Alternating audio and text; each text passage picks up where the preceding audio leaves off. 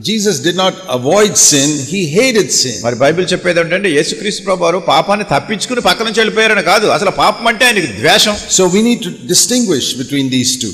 దానికి ఈ రెండింటి మధ్యలో ఉన్నటువంటి భేదాన్ని మనం కనుగొనాలి. In the Old Testament they avoided sin. పాత నిబంధనలో ప్రజలు ఆ పాపాన్ని తప్పించుకుని వెళ్ళేవారు. Because if they did it, they would be punished. ఎందుకంటే వాళ్ళు గనక దాన్ని చేసినట్టయితే వాళ్ళు శిక్షార్హులు. Yeah, we don't do it because we'll be punished. ఎందుకంటే మనకు శిక్ష పడుతుంది కనుక అది చేయడం లేదు. It's like these traffic rules. ఇది ఎలా ఉంటుందంటే ట్రాఫిక్ నిబంధనలు ఉంటాయి కదా.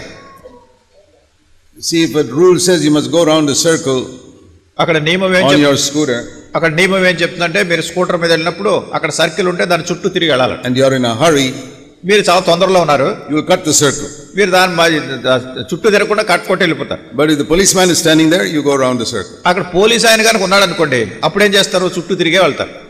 So we do it, we really want to cut the circle, but because we'll be caught, we go around it. మనం నిజంగా ఆ చుట్టూ తిరగక లేకుండా వెళ్ళిపోవాలని మనసులో ఉంది, కానీ అలా వెళ్తే ఈ పోలీస్ ఆయన పట్టుకుంటాడని చుట్టూ తిరిగి వెళ్తున్నాం మనం. That is how a lot of people avoid sin. అదే రీతిగా అనేక మంది పాపం విషయంలో కూడా ఇట్లానే ప్రవర్తిస్తారు. I want to do it, నాకు అది చేయాలని ఇష్టం ఉంది, but God is standing there, కానీ దేవుడు అక్కడ నిలబడి like చూస్తున్నాడు the policeman. పోలీస్ ఆయన మాదిరిగా.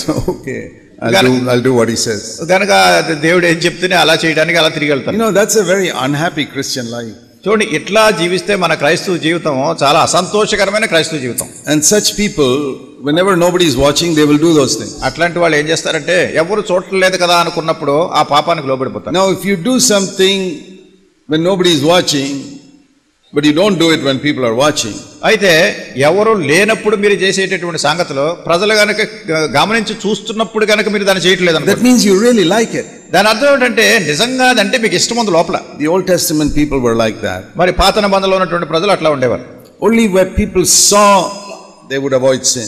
ప్రజలు ఇతరులు చూస్తున్నప్పుడు మాత్రం ఈ పాపాన్ని వాళ్ళు తప్పించుకుని దూరంగా ఉండేవారు. That's why Jesus said, you Pharisees, you clean the outside of the cup. అందుకే యేసుక్రీస్తు ప్రభువారు ఏమన్నారంటే మీరు పరిసయ్యులు పాత్రను వెలుపల శుభ్రం చేస్తున్నారు మీరు. That means the outside of the life. అంటే మీ జీవితానికి బాహ్యంగా వెలుపల అందరికీ కనిపించేటట్టు బాగా ఉంటున్నారు. The inside nobody could see. అయితే లోపల మాత్రం ఎవరు దీన్ని చూడలేరు. So the inside of their lives was filthy. గనుక వాళ్ళ జీవితాల్లో ఆంతరంగికంగా లోపల అంతా మురికి మాలిన్యం, all types of sin. అన్ని రకాల పాపాలు ఉన్నాయి. The outside looked so holy. మరి బయటికి చూస్తుంటే చాలా పవిత్రంగా కనబడుతున్నారు. Now if your outside of your life is very holy that everybody thinks you're a wonderful Christian, చూడండి, మీ బాహ్య జీవితం చాలా పరిశుద్ధంగా పవిత్రంగా ఉన్నట్టు కనిపిస్తుంటే మనుషులందరూ అనుకుంటారు మీరు చాలా చాలా చక్కటి క్రైస్తవులు అనుకుంటారు. and everybody thinks you're a very humble brother, అందరూ అనుకుంటారు మీరు చాలా దీనుడైన సహోదరుడు అనుకుంటారు. because you bow your head and you speak so softly. ఎందుకంటే ప్రతిసారి తలంచుకు నిలబడుతున్నారు, మీ మాటలు కూడా చాలా గౌరవంగా నెమ్మదిగా మాట్లాడుతున్నారు. You are only trying to get a reputation for yourself as a very spiritual person. అంటే మీరు చాలా ఆత్మీయమైనటువంటి వ్యక్తిగా పేరు పొందాలని ఇతరుల ముందు ఇలాంటి తాపత్రయాలు పడుతున్నారు. And the Lord will say the same thing to you. అయితే ప్రభు ఇదే సంగతి మీతో అంటారు. You're a Pharisee. నువ్వు ఫరిసయ్యుడివి, You're just clean on the outside నీవు బయట మాత్రం శుభ్రం because you చేసుకుంటావు, want to get honor from people. అయితే ప్రజల దగ్గర నుంచి ఘనత పొందాలని చేస్తున్నావు. But inwardly you're just committing every sin. అయితే ఆంతరంగికంగా నీ మనసులో ప్రతి విధమైన దోషాన్ని పాపాన్ని చేస్తున్నావు. So if you want to find out whether you hate sin, కనుక ఇప్పుడు మీరు కనుగొనాలి నిజంగా పాపం అంటే మీరు ద్వేషిస్తున్నారా. don't look at your outward life. మీ బాహ్య జీవితాన్ని గురించి మీరు చూడకండి, Look at your inner life. మీ ఆంతరంగిక జీవితాన్ని చూడండి.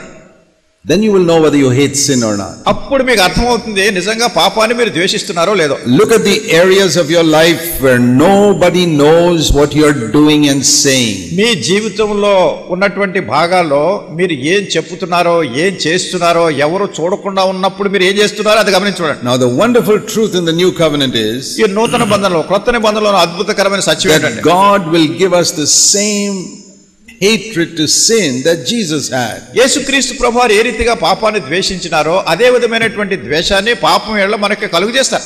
So that is what we are testifying to when we break the bread and drink the cup. మనం ఈ రొట్టె విరిచినప్పుడు ఈ పాత్రలో త్రాగినప్పుడు ఈ సంగతిని గురించే మనం సాక్ష్యం ఇస్తున్నాం.